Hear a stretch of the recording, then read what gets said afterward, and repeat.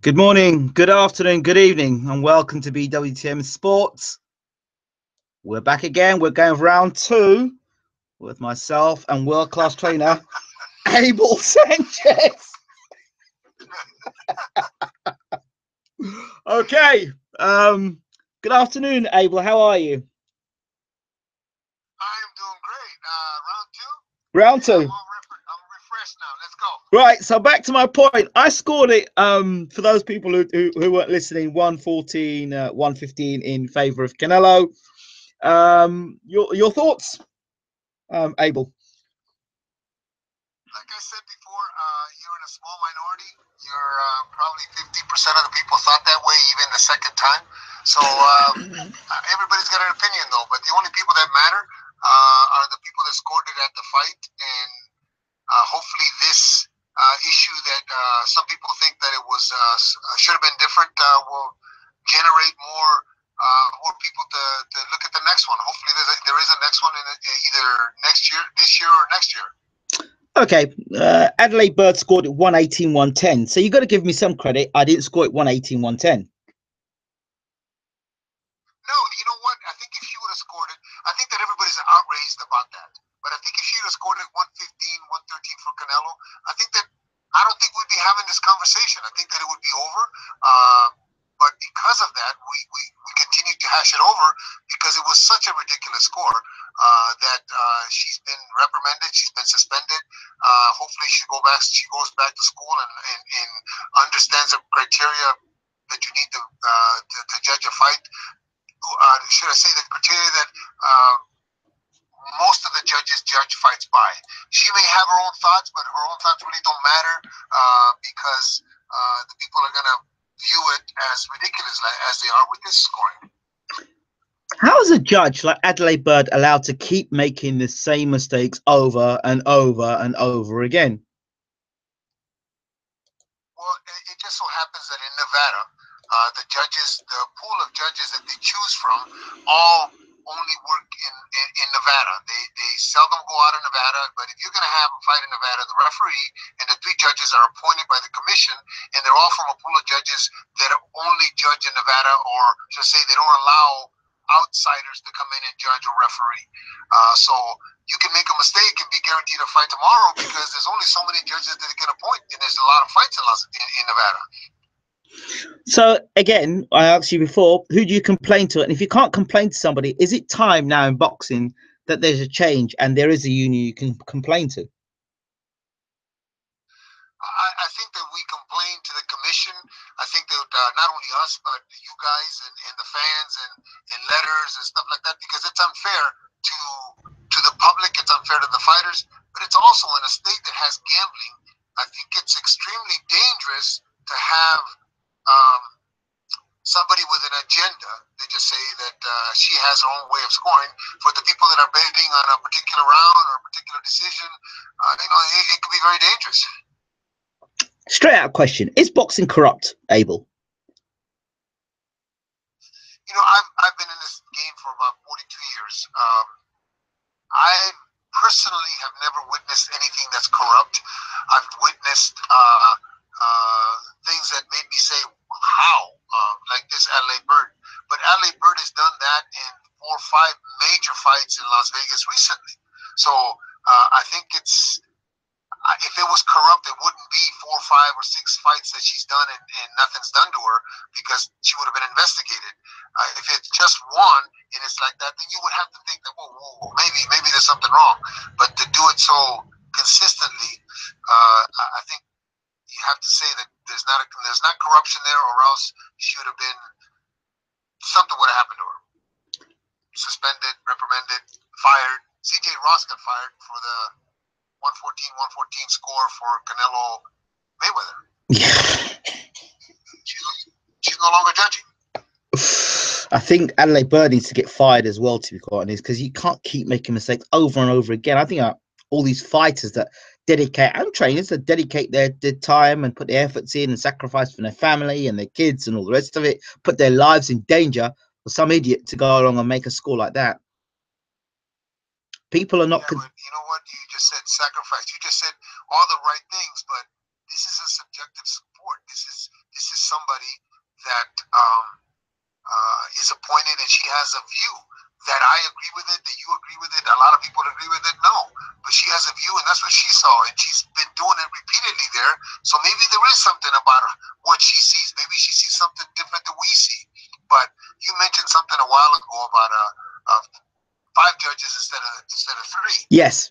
You know, that may take out that one that's so ridiculous out of the equation. Would a trainer like yourself, being in the sport and being well respected for so long, would your views matter to the Nevada state? Would they say, "Oh, Abel Sanchez thinks it's a good idea, we'll go with it"? No, I think it's not only me. I think there has to be a majority of people that are upset about what's happening that make a change. I think that a majority of people have to not only petition or call the governor or start some kind of grassroots movement to get it changed because they love boxing, because they don't want to see it corrupt, because they don't want to see it badmouth like it's being badmouthed right now. We're losing a lot of fans because of things like this.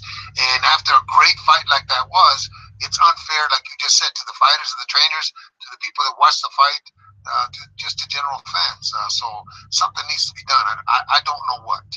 How does it make you feel when there's been a great fight, but the most important thing, or the thing that people focus most about, is Adelaide Bird?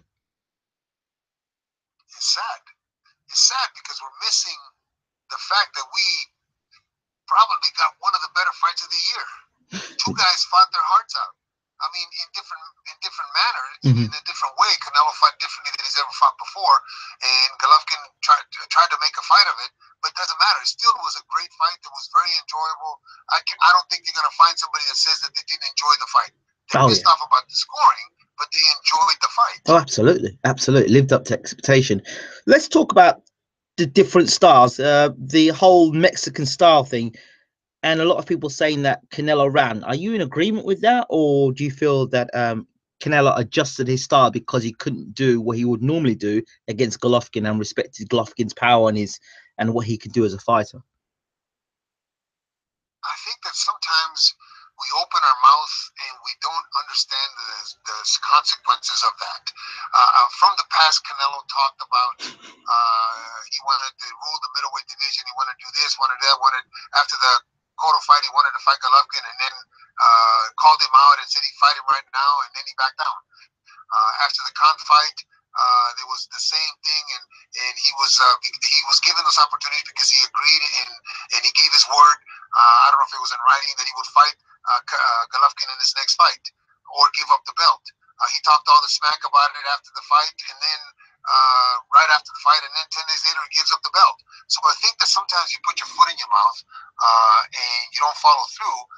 For this fight, he said he was going to knock Golovkin down. He was going to stand in front of him. He was going to do all the things necessary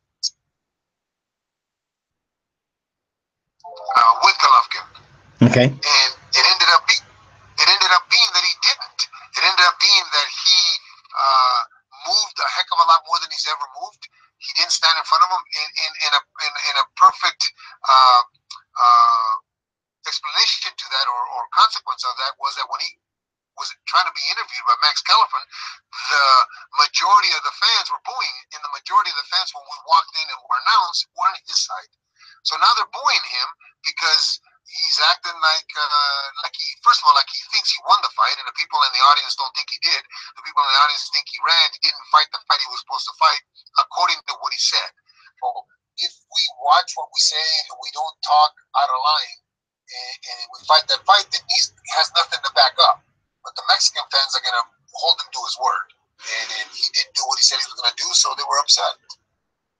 Now, you are Mexican yourself, or of Mexican descent. Now, how does that work with you? You're training a fighter that's non-Mexican to beat a Mexican. Do you get any backlash from Mexicans, or do they just say it's Abel Sanchez, it's a professional job, and so be it? No, because I think that's we race too much into this. I look at fighters as fighters. I look at fighters as good or bad. I look at fighters as technical fighters. I don't care about their color. I've had every kind of color you could imagine.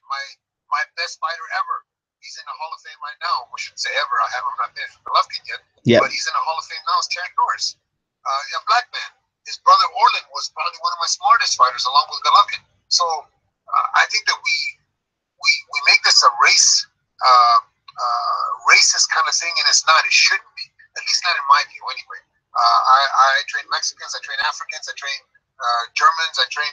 It doesn't matter to me as long as they can fight. That's what's important. And when you start looking at race, I think that you put dividing lines into something that shouldn't be dividing lines like that. Absolutely. I only mention that in the point as a back of some of the things I've read, and people saying, oh well, he's a Mexican, he should stick with Mexicans and you should train Mexicans. And I was wondering how you would rebuff that and how you have responded to that in the current political climate in America. Well, I think that we as coaches and as fighters owe the fans, white, black, yellow, brown, doesn't matter, owe the fans entertainment. And entertainment means whatever kind of fight that you go to see, you're entertained. Not everybody that goes to the fights wants to see the street signs, let's just say, or a boxing match. Some of the fans, just like some of the fans that go to the car races, don't necessarily want to see the cars go in a circle. They want to see the cars crash so they can talk about it later. So I think we owe the fans entertainment, whatever kind of entertainment that they came to see. If we're able to provide that, it doesn't matter the color. If I train a German to fight a Mexican and the German beats the heck out of the Mexican, well, you know what? The German was better. But it shouldn't matter that he was German and he was white. It should only matter that he gave the entertainment that the people paid for. But do you think that is prevalent in boxing today, in your opinion, despite your own non-biased views on color and race? Do you think that is an issue within boxing today, and that still happens? Unfortunately, it is. Unfortunately, it is, and it's getting worse. It's getting worse because we're dividing. The color line is dividing the fan base and dividing the possibility of this sport being so great, because we have great fighters and not great black fighters or great Mexican fighters, but we have great fighters. I have a young man who happens to be from Kazakhstan. I don't know what you would consider him, as white or yellow or Asian or whatever, but the Mexican fans have taken a liking to him. Why have they taken a liking to him? Because it reminds them of the way that their idols and their old great fighters used to fight. They're not.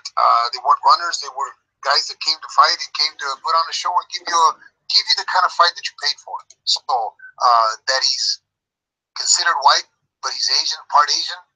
So what? The style of Golovkin. Now, we've spoken about this a while, and we've gone back and forth on it, and we talked about his defensive skills and all the rest of it. And I've kind of differed in my opinion to you in terms of Golovkin's defensive responsibilities in this fight with Canelo. Do you feel that Golovkin fought as good as he could have done, or do you think he could have done more? We're always going to say that we can do more. There's never a fight that we're satisfied with as a coach. But like I said to you before, you deal with the hand that's dealt you. You don't try to make a fight that is not available to you. The bottom line is there's another guy in there that wants to win, and he's doing some things to keep you from doing the things that you want to do. Now, they just say, people say he didn't go to the body enough. He went to the body one time in about the 4th or 5th round. Canelo turned his back as he was doing, rolling his shoulder, turning it. Golovkin hits him a little bit on the back, and Kenny Bayless tells him not to do that again. So now that was the hard warning. We already had a warning in the dressing room. That's the hard warning. If he goes to the body again and Canelo turns and he takes a point away, now we're looking at a different fight. Okay. So, talking about a rematch, is there anything that your team would be asking for apart from having Adelaide Bird score? Is there anything else you would ask for? Would you ask for a change of referee? What change would you make for this rematch? A, for it to happen, and B. I think that right now, I think it's just Tom and Eric and Oscar talking. It hasn't gotten to the point where our team has gotten together to discuss what the possibilities are. I think it's going to be done when Eric and Oscar and Tom at least come to to a point where they have something to talk about. So until that happens, I don't know. I would hope that there would be some better scrutiny on the judges. I would hope that Kenny done a good job because he wasn't seen, other than that one situation right there. But the rest of the fight was great. So if they discuss the judging, okay, that's something that there's a reason to discuss it. So I can't answer that until we sit down as a team and put up our points. So okay, so what happens now for you and Golovkin? Do you look towards getting that rematch with Canelo? There's talk about Billy Joe Saunders. I'll fight him in December. How realistic is a Saunders fight in December? Well, I think Billy Joe Saunders and Frank have been talking to Tom, or have talked to Tom in the past, Tom Loeffler. I think that that's a possibility. I wanted him to fight before the end of the year, but it's got to be something that is right for Golovkin. Just because Billy Joe Saunders wants to fight, and he's been sitting idle, and when we were available for him, he didn't want it, or he priced himself out. I think that now it has to be. He's going to have to come to Tom. He's going to have to come to Tom, and Frank's going to have to come to Tom. It's going to be something that's good for us. And if it's not, he can go on about his way. We don't need him. If that's the case, but I would like for him to fight before the end of the year. Also, Cotto mentioned that he wanted to fight the winner.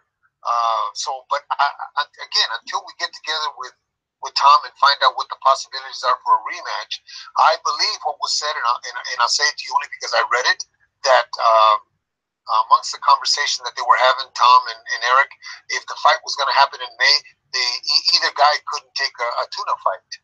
So if that's the case, then we're not talking about a fight. We're waiting until May. But again, I'm not privy to what they're saying right now, what they're discussing, so I can't give you like a definitive answer. That may suit Canelo because he's the younger man, but does that suit Golovkin being the older man? I think that the fight has to be made, whether it's in May or in September, and if those are the kind of things that have to be, the concessions that have to be made, what do you do? You say you don't want the fight? That's the fight that's best for boxing. So it's sometimes you have to bite the bullet, and one side gives in this way, and the other side gives in that way, and the fight's made. The fight that needs to be made is made. Okay, when you look at a fighter, and I'm not just saying Golovkin, any fighter, when do you know, when are the signs that you think that your fight is in decline? And again, I'm not referring to Golovkin here. It's a general consensus as to when you see a fighter think, you know what, this guy's not doing exactly what I want him to do anymore. He's good, but he's not the same. He's in decline. When do you, what are the signs for you when you think a fighter is in decline? Okay, when my fighter is fighting the best in the world and he's winning, yes, that never crosses my mind. Okay. When my fighter is fighting the best in the world and he's losing, now I have to think about that. Okay. But when my fighter is still winning, that's ridiculous to think about that, because if I say Golovkin looked bad, then Danny Jacobs looked terrible. We're taking away from the effort that Danny Jacobs put up. Or unless we're putting Golovkin on such a high pedestal. But then again, when we talk about in other stuff, comparing him to two other fighters, like comparing to Hagler or Manzon or some of the great middleweights of all time. Oh, no, he's not that good. Okay, well, it can't be both ways. Either he's that good that he's that much better that you put him on a high pedestal and Jacobs just fought the fight of his life and Golovkin looked bad, or just Jacobs is that good. Well, it just we can't have both ways. Could it be a case that Golovkin is a very good fighter, but the expectation of him is so high that it's unrealistic? Okay, so what you're telling me is that he's an okay fighter, so Jacobs was really a terrible fighter. No. I'm saying that, I'm saying Golovkin's a very good fighter, but what I'm saying is that there could be a case where there may be a bit of, he's a very good fighter, but it's over exaggerated. So he could be a very good fighter, and then the expectation is he's invincible and he doesn't get hit, or this is the thing. We're talking about a guy that's undefeated. Yes. We're talking about a guy that has fought everybody in his division. Yes. Now, let me say this: he's got a 92 or 91% knockout ratio or 90%, whatever the hell it is. Yes. And he's fought everybody in his division and dominated everybody in his division. Now, people will say, and I've heard this before, well, it's a weak division. Can you name me one fighter that has done what Golovkin has done in any division throughout history? In any division. So you can't tell me that this is the only time in the history of boxing that this division's been weak or a division's been weak. Well, some would say that Hopkins dominated the division, didn't he? Became undisputed champion. Hopkins, look at his record. It's 20 win streaks, 20 defenses. He fought a guy 3 times. He fought a guy 2 times.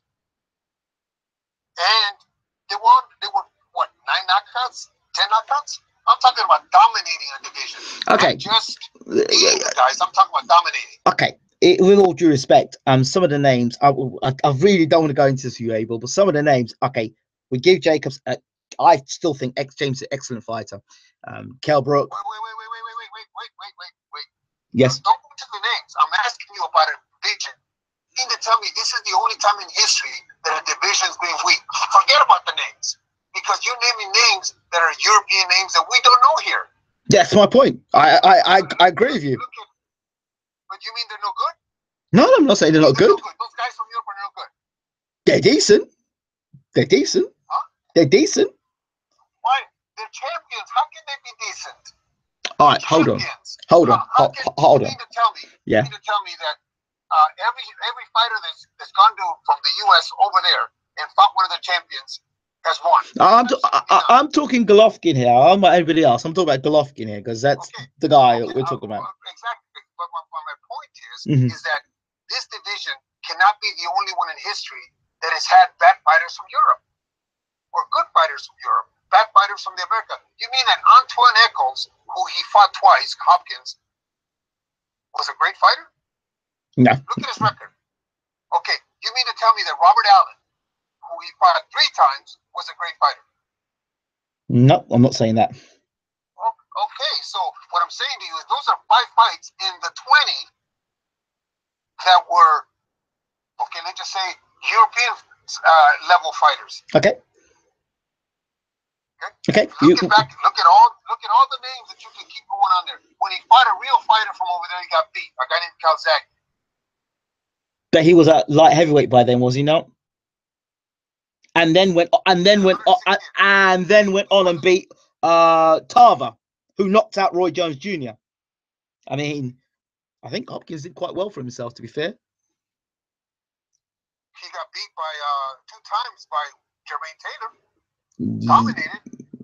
Yes, that's true. So where are you going to put Jermaine Taylor? So see, you're comparing things. Well, I'm talking about, forget about the names. I'm talking about dominating a division without the names. You start comparing names, you're going to apples to oranges. It's not the same. But you can't tell me that this is the only era where the middleweight division has been weak. And if it's not the only era, why hasn't anybody dominated a division like Golovkin is dominating his right now? Not even Tyson did that. You know that, right? No, we know that Tyson Tyson made 10 defenses. On the 10th defense, he got knocked out by Buster Douglas. And of those 10 defenses, he fought Tyrell Biggs, who he decisioned. And there was one more that he decisioned. He knocked Tyra Biggs out. He stopped Tyra Biggs in the 7th round. He knocked Tyra Biggs out, 7th round. Okay, well, there's 2 decisions in those 9 defenses. Bone Crusher Smith, probably. Bone Crusher Smith, probably. Mitch Green, Tony Tucker. Okay, but still, there was 2 decisions in there, and the guys he fought, you can't say that they're in the Hall of Fame. So what I'm telling you is, you can't compare names. You have to compare the division. I'm asking a question. Has there ever been anybody in the history of boxing, not just the last 10 years, in the history of boxing that has dominated his division like Golovkin is dominating his? And if you say, well, it's a weak division, I'll say again, you mean to tell me in the history of boxing there's only been one time there's been a weak division? No, I wouldn't say that at all. And to say. Okay. So who has dominated the division like Golovkin is dominating right now? Can you tell me? That's my point. Now, Larry Holmes, when he was fighting everybody and beaten everybody. Who I think Larry Holmes is one of the better heavyweights that I ever saw with the jab. We don't give him the credit. He got beat as an old man. As an old man, he got beat by a faster light heavyweight. But when he was dominating, all we could do is badmouth him. At least most people, anyway. Not me. I'm thinking. So, yes, of course you're thinking. Valero is the only one that comes to mind, but he wasn't dominating.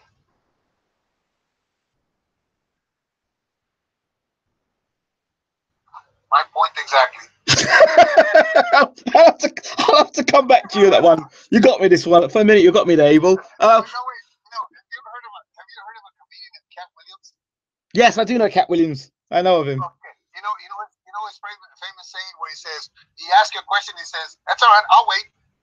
I'm waiting." You got me. You got me for now. You got me for now, Abel. You got me for now. You got me, and fair play for now. But I'll be back. I'll be back. Has anybody in the room got a reply at the moment? Because Abel's got to be a bit quiet here.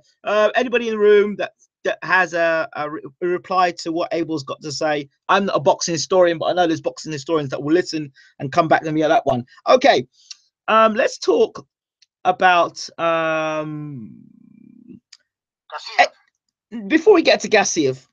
Danny Jacobs is signed with Eddie Hearn and HBO. So why do you think that would happen? You're a man that knows the boxing world. Why would that have happened?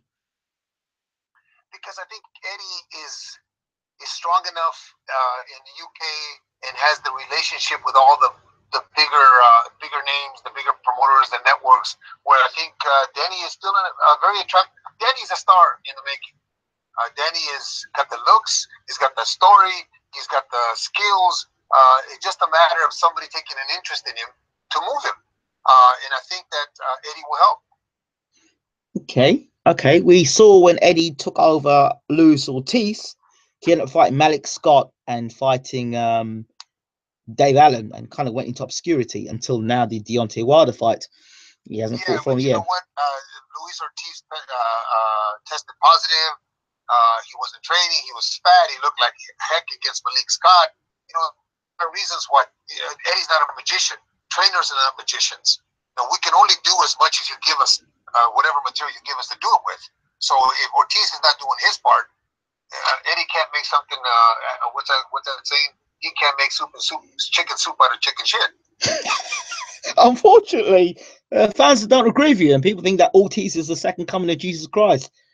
You know, it's the next coming of Muhammad Ali. He hasn't. Danny has done not only with the Peter Quillen fight, but with our fight. I think he has proven that he's a commodity. He's somebody that you need to look serious at. The other thing is, how old is Luis Ortiz in your opinion? I've discussed it with Amir Mansour. He thinks he's at least 46, if not 48. Well, some people say that there's 10 years that were taken off his passport.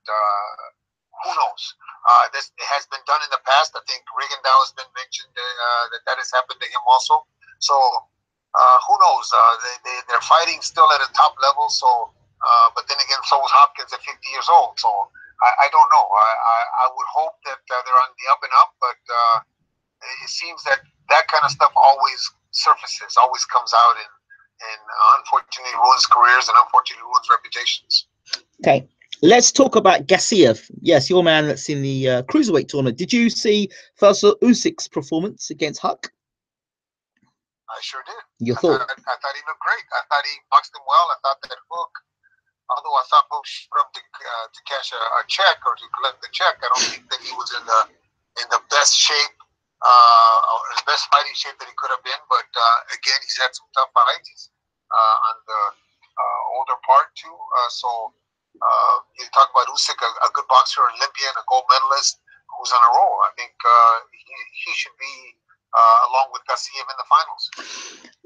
I saw that Usyk was getting hit a lot more than usual. He didn't move as much. By around round 6, he was standing in the pocket a lot and trading with Huck. Is that something he should be worried about when he faces bigger punches in the division? You know, we as coaches and managers, we have to provide you as a fan and as a journalist and as a network. We have to provide you entertainment. If I give you a boring fighter, we have a couple of them that we can talk about, but why should we mention names?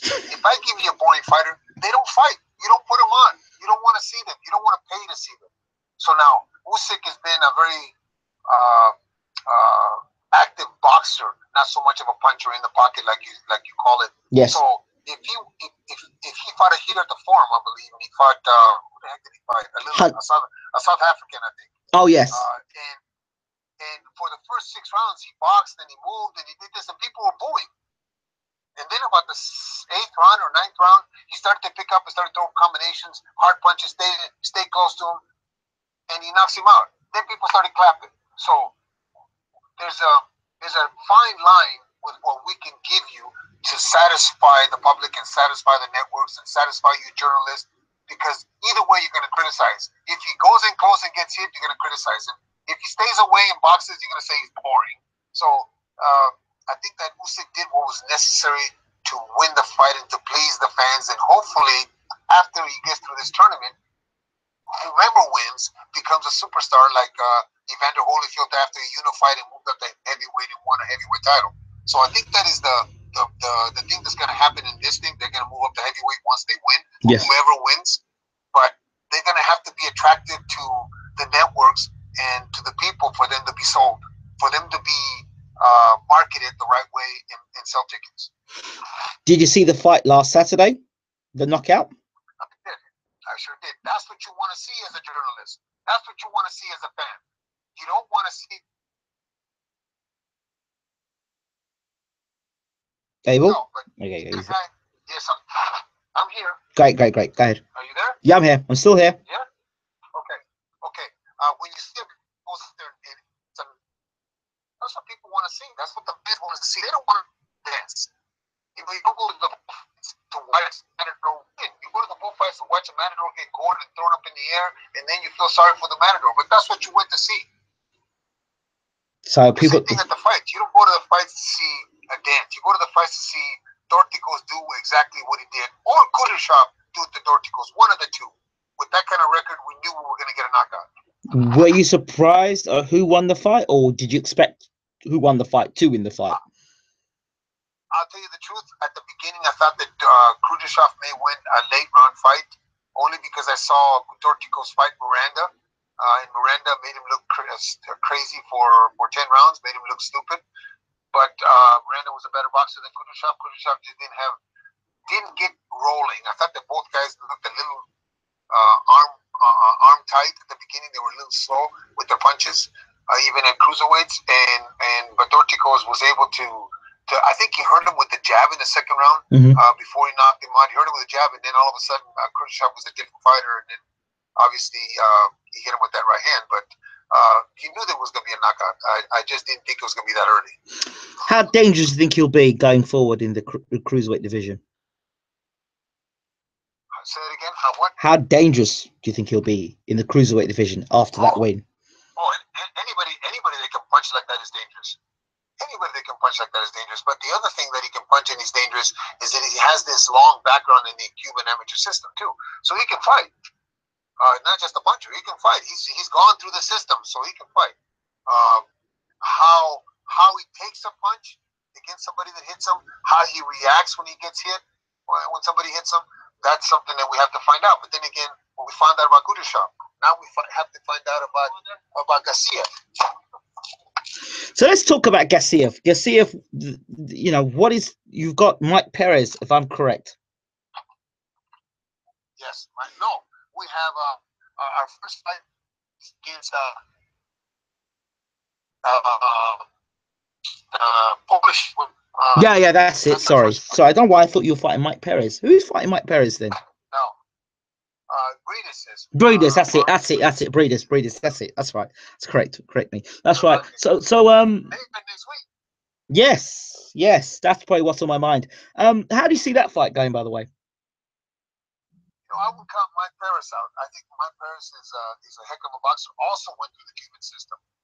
But the only thing that I'm kind of weary about is how's he going to react to that loss of weight. How's he going to react to that? All of a sudden, losing 40 pounds. He had one cruiserweight fight, and it was only, what, 20 seconds? Yeah. So we don't know how he's going to react in a longer fight. Briedis beat, who did Briedis beat for the title? I think he beat Hook. Yeah, so he did. He beat Hook, and then he moved up to heavyweight, didn't he? And he knocked out Manuel Shah. I think he's dangerous. I think he's very dangerous. Okay, there you go. So how is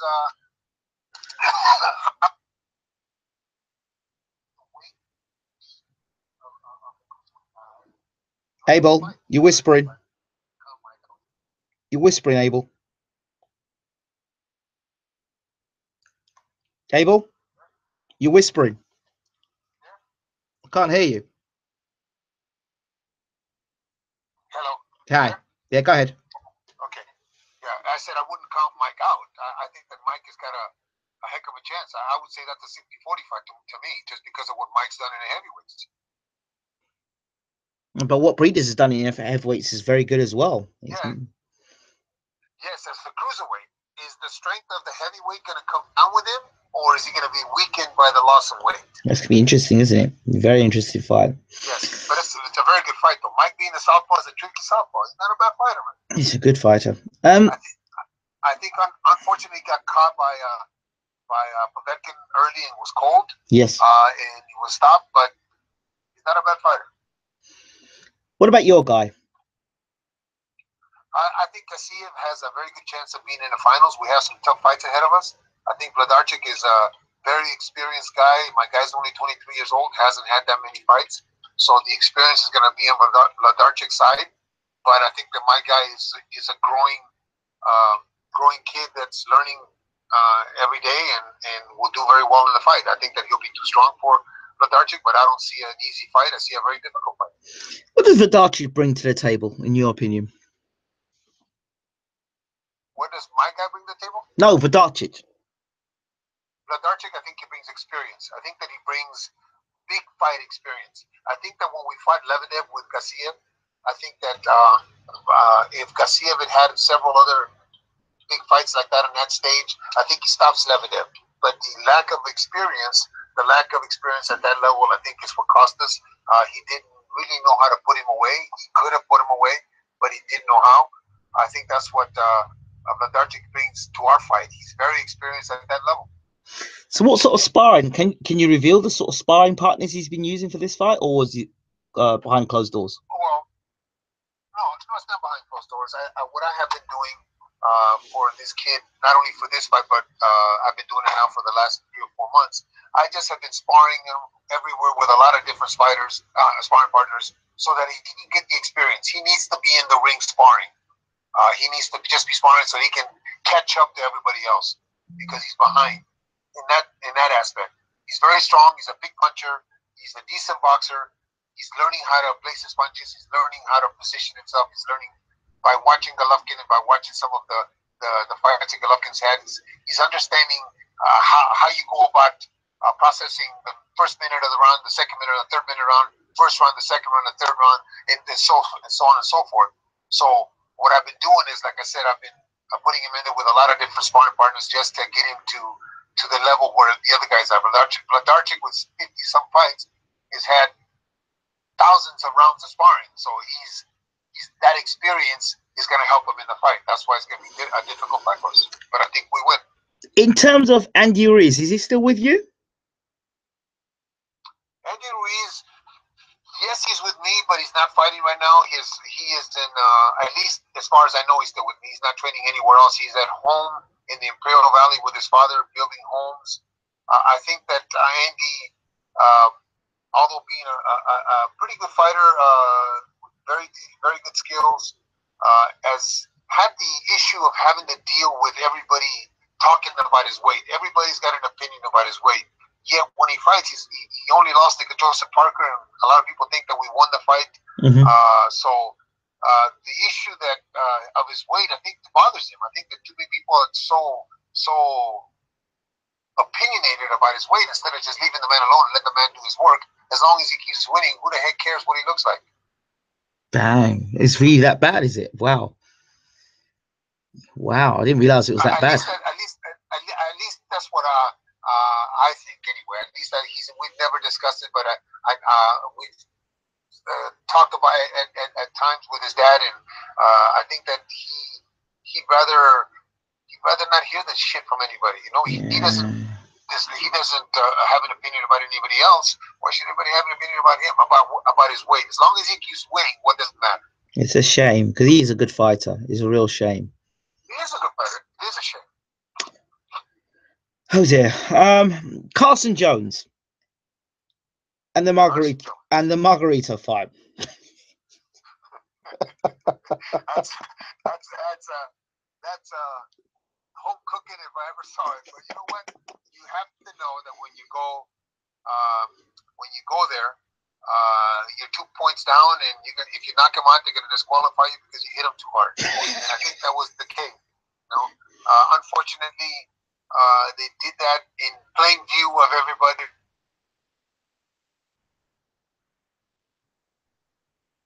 Sits on a stool and actually quits, and then gets up and discussing it with some people around him, and they're all laughing about it because they know he's going to win. I think that hurts boxing too. I saw this guy get beat up and almost get knocked out, go back to the corner, sit on his stool, see the referee wave the fight off, and then the next minute I see him jump off his stool like Lazarus, jump off his stool and got his hands in the air like he's won a fight. I'm like, what's going on here? Well, I think the rules in the game, the rules in boxing say if a cut before the fourth happens, and it's an accidental butt or accidental foul, the fight will continue, but it goes to the scorecards. So when you're there, even though he was almost getting beat up and knocked out, they're going to go to the scorecards, and they knew that he was ahead and he can't lose. But the referee stopped the fight and said he stopped the fight on his stall. He didn't want to come out for the next round.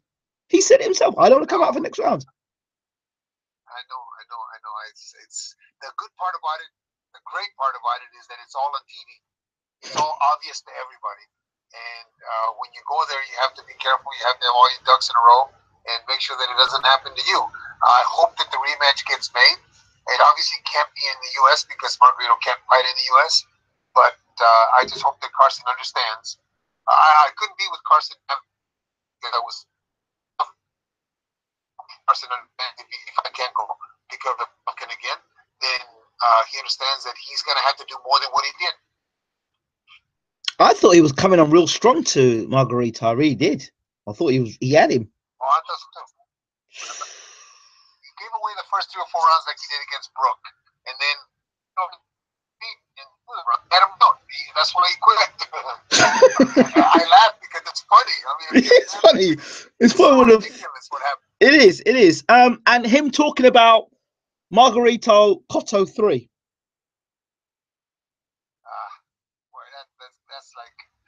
That's ridiculous. That's even more ridiculous to even talk about that because the way Cotto looked in his last fight with Kamagai, he'd hurt Margarito. He would seriously hurt him. Because Cotto looked as good as I've seen him on his feet in a long, long time. Looked very good, didn't he? He looked really sharp, looked real good. Really impressed with him. Yes. What are your thoughts on the whole thing about Al Heyman? I spoke to Rick Glazer, and he said that Al Heyman's on his way out, basically. A lot of his fighters are leaving him because he spent a lot of money, overpaid a lot of fighters, and a lot of the fighters now, because they've had that sort of cash before, now that Al can't pay him the same sort of money because he's run out of cash, not his own cash, but somebody else's cash, he's not free with the money. And now the fighters are going to get paid their realistic amount. They're not happy. What are your thoughts? Well, I said this as a coach. I said this when Al first started promoting or started signing fighters and putting on fights. As a coach, I think Al is the best thing that could have happened to a lot of fighters. Why do I say that? Because a lot of fighters were not getting paid. A lot of coaches were not getting paid because fighters weren't getting paid. A lot of fighters weren't fighting because promoters wouldn't put them on. A lot of coaches weren't getting paid because the fighters weren't fighting. So when my coaching fraternity is finally getting paid and getting paid good money or decent money, then I'm all for it. That it's over with, I'm sorry that it is. for as long as it lasted, some of my good friends got paid some real money. And you're happy as well because you got paid, so you must be happy. No, I never had an Al-Hamed fighter.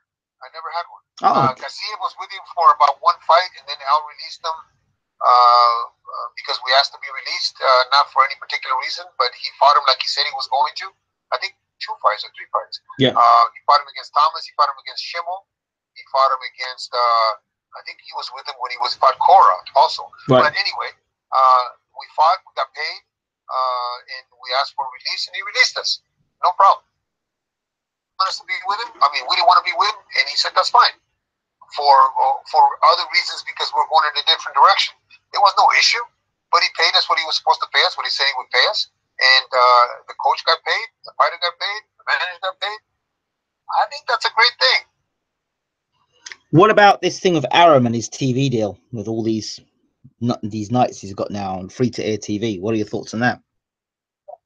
Well, I think it goes back to when we used to have fights on USA, fights on ESPN, fights on the smaller networks to build up fighters for the bigger networks. I think that we need that. I think that there's got to be, in order to pay these fighters, in order to pay for some of these championship fights that they're having and some of these contracts that they're signing, there has to be TV revenue. If there isn't TV revenue, it's impossible to do it on the gate.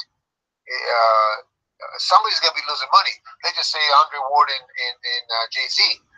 Andre Ward was guaranteed X amount of dollars, and somebody had to pay it. And if the money's not made because people just ain't buying for whatever reason, then somebody's losing money off the top. Somebody's not making any money, I should say. So I think that having TV networks like that, or Fox or USA, I think helps us. I think it helps not only Bob, but it helps boxing in general. One of your favorite fighters, Abel, Andre Ward, has now retired. How do you feel about that? I think that if he retired on his own terms, if he retired because this is what he wanted to do, and I think I read somewhere a quote about him saying that he just wasn't motivated anymore, didn't want to do the things that he was doing before, and his body was breaking down. I think that's a great thing for him. I think that sometimes guys stay in this game far too long, and they end up hurt, they end up broke, they end up waiting for the next paycheck, and they spent the paycheck before already. If Andre retired on his own terms and he retired comfortable, I think I envy him. I envy him for some of the other fighters. Do you think that it's one of these games he's been played and he's going to try and come back maybe at cruiserweight or potentially go and fight a heavyweight? He was talking about fighting Anthony Joshua. What are your thoughts about that? Suddenly to just drop all that and all those aspirations, because he's such an ambitious guy. I have to say that Andre's always been very forthcoming in everything he does and says. He's a very religious man. I think that I don't think he's ever lied to anybody. That we don't like what he says is a different thing. I think that this is something that he honestly wants to do. Now, he's a young man. That 2 or 3 years from now he decides to do something different, it's his prerogative. If he made a comeback, do you think he'd make the money that he needs, or do you think he's just not that one of those kind of fighters that generate the amount of money that he wants? I think that he saved his money. I think that Andre Ward is as much frugal as he is smart, and frugal as he is smart as a fighter too. I don't think Andre Ward's one of those that blew his money and now he's retiring and come back because he wants a big payday. If he comes back, I think it'll be for the challenge of fighting as a cruiserweight or as a heavyweight. But I don't think he blew it. I think he's probably got the first dollar he ever made. Rigondeaux Lomachenko. If you're Rigondeaux's trainer, what do you say to him?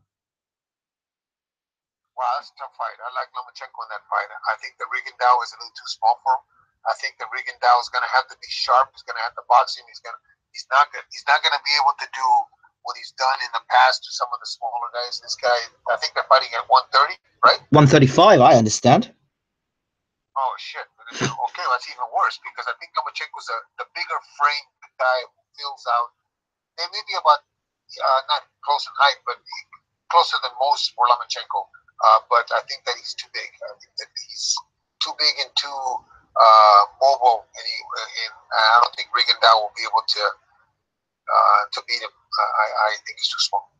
As a trainer, what do you tell Rigondeaux? Do you say, look, hey, we don't take the fight, or it's 1 million, you're getting paid well? What do you say? No, you take the fight. You have to take the fight. You have to take the fight because what? He's been crying for somebody. He's not fighting. He's in the gym. You can only be in the gym long before you get fed up and you don't have that desire anymore. So he has to take the fight. He has to take the fight and try to be quick and box Lomachenko and try to outwit him, try to outsmart him. I don't think he can bang with him. I don't think he can fight him. But I think that he's smart enough that he can box him and hopefully make it a close enough fight so they do it again, or make it a kind of fight where a network will buy Rigondeaux by himself. Okay.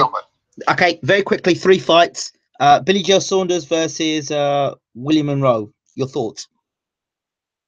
I never saw the fight. I know that Willie didn't win. I didn't think Willie was going to win. I thought Billy Joe was going to beat him. I thought Billy Joe would knock him out, but it just says I thought more of Billy Joe than he is. Okay. Hey, Bellew 2.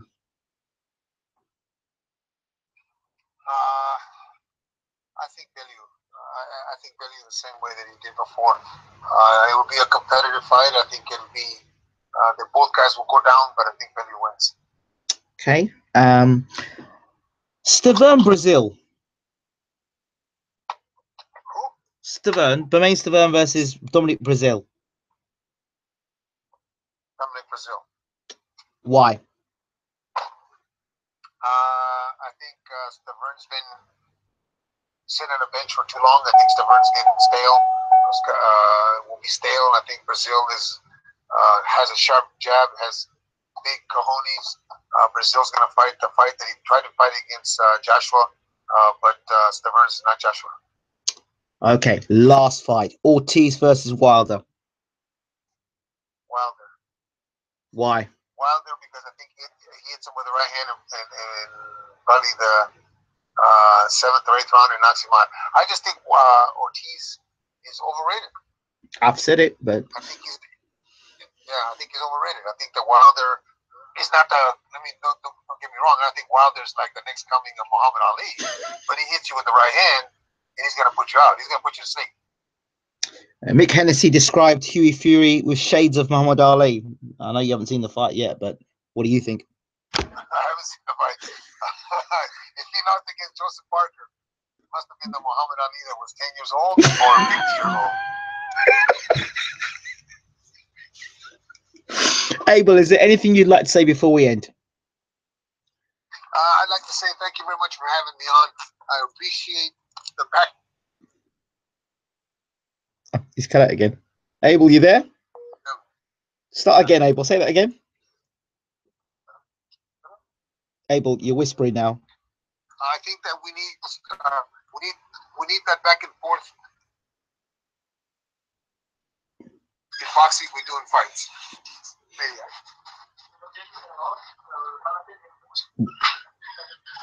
You there? Yes, Abel. You broke up there. Jones? Yes, I'm here. I heard you. Jones? I'm here. Can you hear me? Okay, I'm here again.